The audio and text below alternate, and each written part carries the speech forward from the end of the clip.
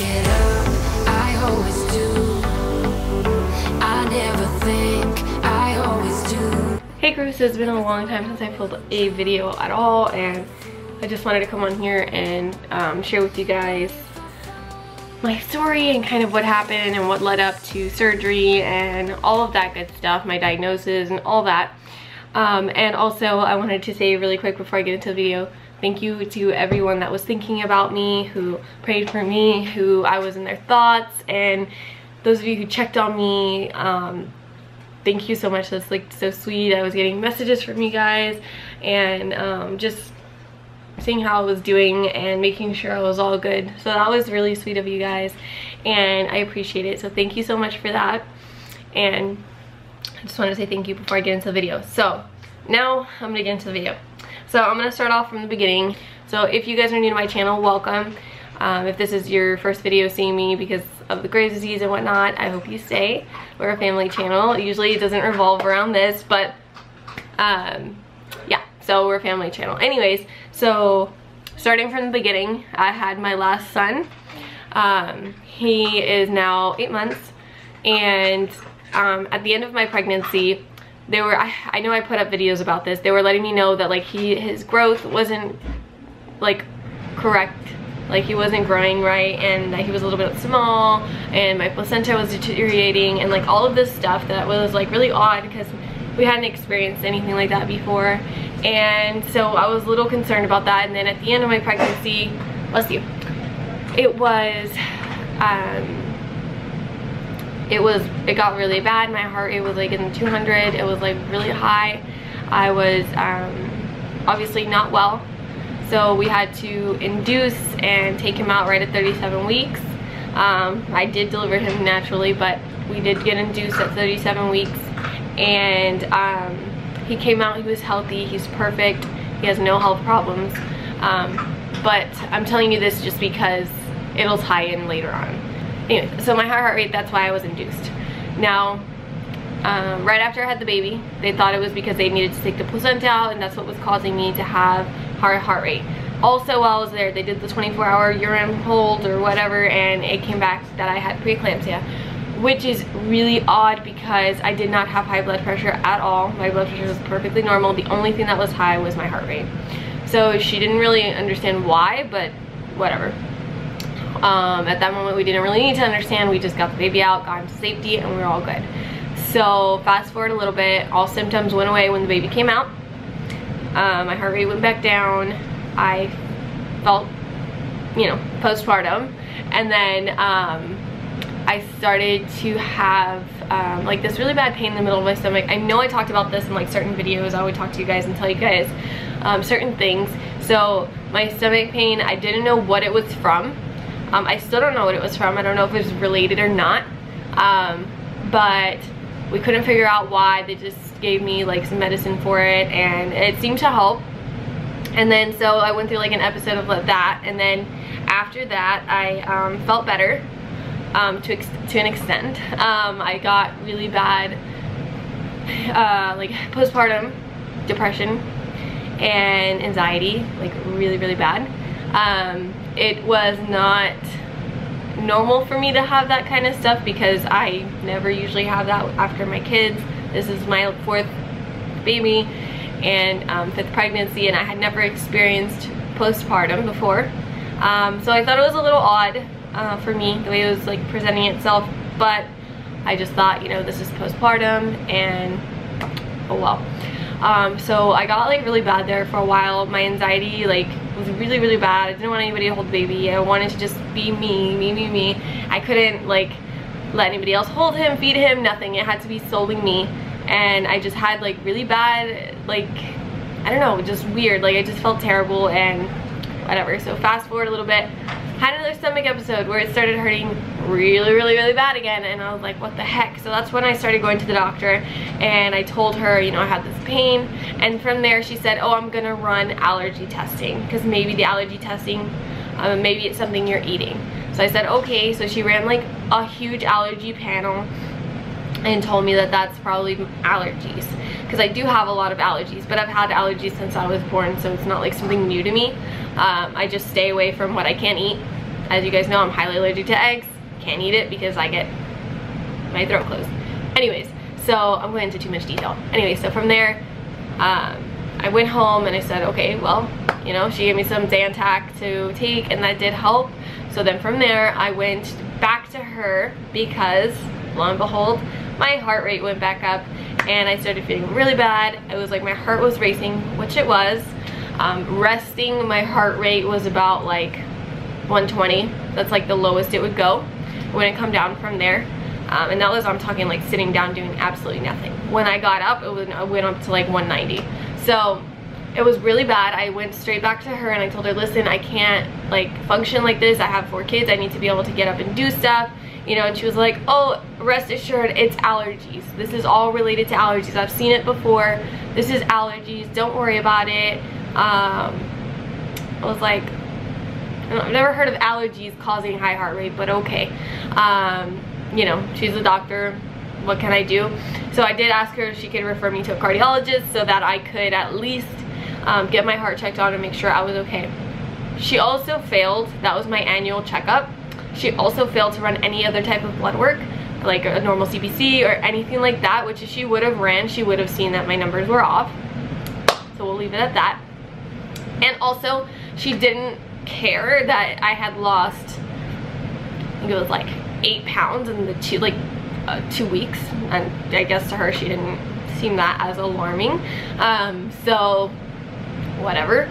I went back, I was like, the first time I went, I was like 120 pounds, and then by the time I went back, I was like 110 pounds. So it was like actually 10 pounds or something like that. And it was like a big drop that I was like, is that okay? And she's like, yeah, that's fine. So whatever. She seemed non-alarmed. She didn't think anything was a big deal. So I said, okay. You know, I went to see the cardiologist. And the first visit I went to the cardiologist, he was like, okay, we need to run a bunch of tests, so you need to come back to do these tests. For now, I'm going to send you Metropolone. It's like a blood pressure medication that also helps with heart rate. So I started taking that. Didn't work. I ended up in the ER because my heart rate was 190, and I called him and he said, you need to go directly to the hospital so we can find out what's going on.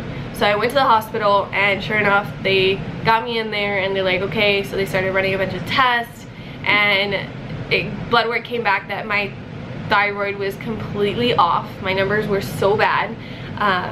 So he started me on, and he changed my medication to Antenol because obviously the Metropolone wasn't working. So I got on Antenol and then Methimazole. So he sent me on those 2. Anyway, so from there, he's like, you need to go see an endocrinologist because you need to get this looked out. You need to see what's going on. So I went to an endocrinologist, and I was able to get in pretty quickly. And she, I was taking the medication for about a week, the Methimazole, which is the thyroid medication. And for this week, it was hyperthyroidism, so which means everything was like hyper. So I had hyper. That's all I knew at that point. So I went in. She did like a bunch of blood work. She obviously felt my thyroid. She said it's definitely big. So she did all the blood work, whatever, and I had to wait obviously for the results to see what we were gonna do. And she pretty much told me there was 3 options in that doctor's visit, which was continue taking Methimazole, do radiation, iodine radiation, or have surgery to take it out completely. So those are the 3 options I was left to ponder. And from there I said, okay, whatever. So we waited for the blood work. We got the blood work back. Blood work revealed, yes, I have hyperthyroidism. I have Graves' disease, which is causing the hyperthyroidism, and my liver enzymes were high, which, if you don't know, I do not drink. I'm very picky with food and everything. I don't like the taste of alcohol, so I just don't drink. It's not something for me. I'm a mom before. That's not my world, so I don't drink. So I sent my results to my brother because he's an RN, and he's like, what the heck, your liver enzymes are high, like your heart's out of whack. He's like, you need to get this taken care of because it's super dangerous. So whatever. I was having like pain in that area, so obviously something was going on with my liver, and you know, it was pretty much affecting my entire body, my liver, my heart. You know, the biggest one out of all was my heart because it just couldn't get controlled. Anyways, so I went back to the doctor. She said, yes, you have this and this and this. And I said, okay, well, what are my options? She said, okay, so you have radiation and, you know, the surgery. So I said, you know, okay, I'll do the radiation because at least we don't have to do surgery. Well, I didn't realize, all she told me was that I couldn't pick up my baby for a week, but I thought maybe that was because of the thyroid. Like, I didn't know, maybe I couldn't lift up weight or something. I don't know, she didn't really explain why. So then when I called to make the appointment, she was like, oh yeah, you need to be super careful. You can't come within 6 feet of anyone. You have to, you definitely can't be around your kids. You cannot, like, when you pee, all the radioactive stuff comes out of your pee, so you can't like pee in the same toilet as anybody else. Like, it was like a huge thing, and I had no idea, and I was like, well, forget that. I'm not gonna do something that could possibly harm my kids or my family. Like, I'm gonna come home and, you know, screw up with my family. So like, I was like, no, forget it, I'll just go through surgery. That option just ended up not being for me. So I quickly decided to do surgery. And remember, we're doing all this, we were uninformed, we didn't really like have a good idea on like what was best. You know, we started talking to some family that had these issues, and you know, one of them had the iodine radiation, and she ended up having to have a kidney transplant because it messed up her kidney and all of this. So I just heard all these things, and I knew that that wasn't for me. So surgery was it. So I got an appointment with a really good surgeon here that my endocrinologist referred me to. He's here in Florida. He was really good. He got me in super quick, and so I went in, I saw him, he's like, yep, it needs to come out. It was enlarged. I'll insert a picture so you guys can see like how big it was. But like now I don't have it anymore, and so you can't see it. But I'll insert a picture because I did take a picture, and you can see like the complete outline of the thyroid. Stronger than I ever been. I can see everything clearer. If you're wondering like what it is and what it looks like, I'll put a picture so you can see. And then so that happened. He said, okay, we'll do surgery. He told me that they didn't have any appointments until the January 3rd was going to be my surgery date. I left thinking January 3rd was going to be my surgery date, which I was trying to figure out if I could even make it that long. I mean, I felt so bad, so terrible. It was terrible. Like, I can't even express to you how terrible I was feeling. Mentally, it was affecting me. I couldn't remember things. My hair was falling out by the clumps. Like, my hair was falling out like clumps and clumps of hair, which I'm surprised I even have any left.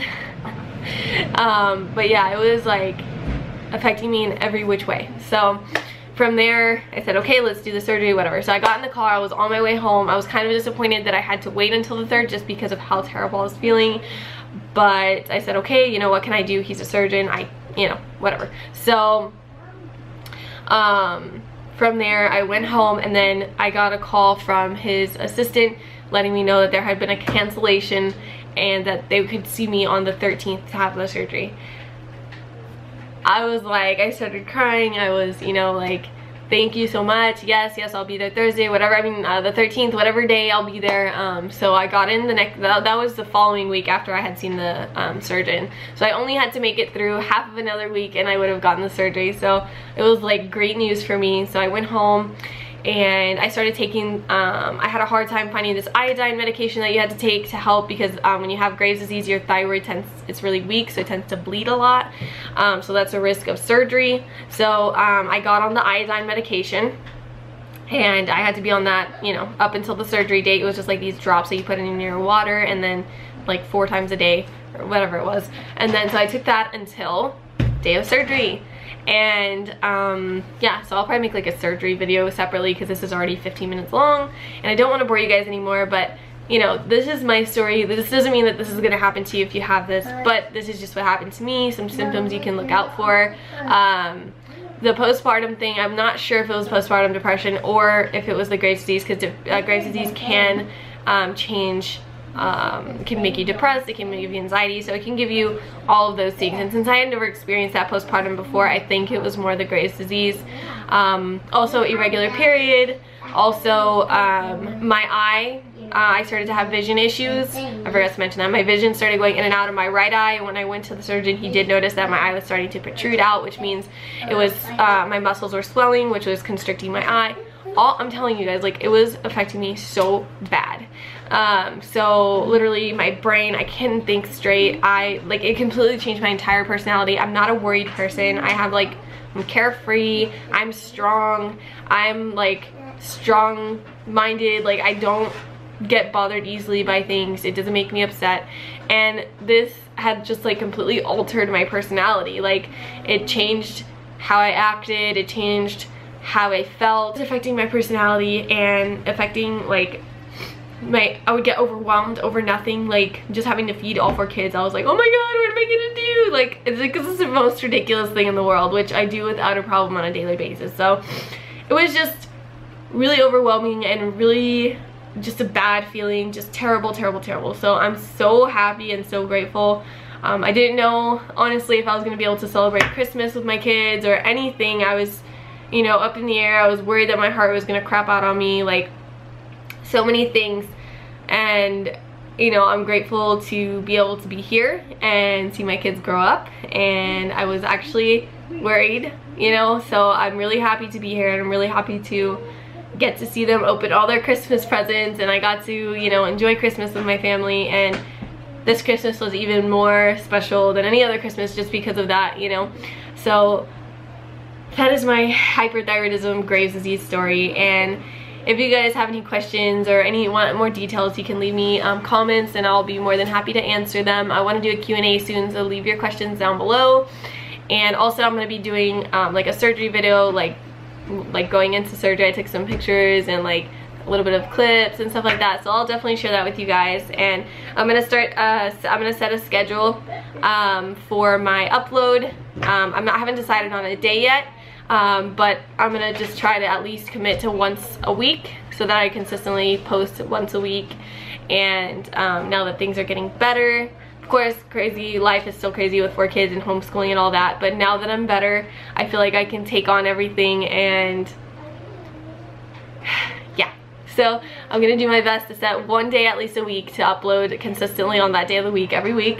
And I'm sure you guys will like that better than me posting like once a month or whatever. So we're gonna try to get back to that. We're gonna try to grow this channel. We're gonna try to bring vlogs more instead of just sit down videos. So I have fun things. I haven't been happy with the content I've been putting out because it's just like sit down videos, update videos, and that gets boring. Who wants to see that all the time? So I'm gonna share that with you guys. I'm gonna try to do more vlog style vlogs because I think you guys might enjoy that more than me just sitting down and being boring and talking. So anyways, guys, thank you guys so much for watching. Thank you to those of you who checked on me. Thank you for those who sent prayers out. Thank you for those of you who are just here with us, still here with us, even though I've been inconsistently posting crappy stuff. Like, you guys stick around. You guys are freaking the best. And welcome to anyone who's new. I hope you guys stick around and subscribe if you haven't already. And we will see you guys in our next video. Thank you guys for watching, and we'll see you next time. Bye. Clever, feeling high, feeling low at the same time. Feels so right, then I'm wrong, hoping I'll be fine. But I get up, I always do.